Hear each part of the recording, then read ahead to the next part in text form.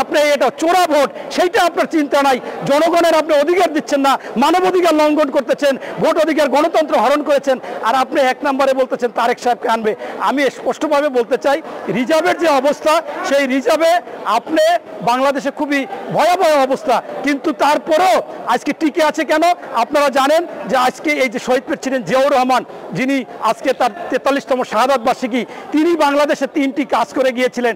একটা হচ্ছে গার্মেন্টস, যেখান থেকে রেমিডেন্স আসতেছে, একটা হচ্ছে জনশক্তি রপ্তানি, যেখান থেকে রেমিডেন্স আসতেছে, আর একটা বিভিন্ন খামার, পশু সম্পদ খামার, এই পোলট্রি খামার, এরপর মৎস্য খামার, এরপর মনে করেন এই যে কৃষি খামার, এইগুলোর জন্য আজকেও টিকে আছে।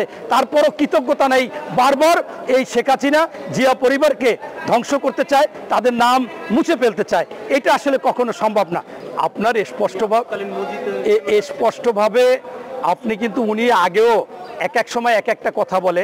উনি এর আগে বলেছিল যে বাংলাদেশে দুর্ভিক্ষ দেখা দেবে, এরপর আবার বলেছিল যে খুব ভয়াবহ অবস্থা বিরাজ করবে, এরপর বলতেছে যে বিদেশিরা এখানে খ্রিস্টান রাষ্ট্র করবে, আবার একবার বলেছিল যে তারা একটা অংশ বাংলাদেশে নিয়ে নিতে চায়।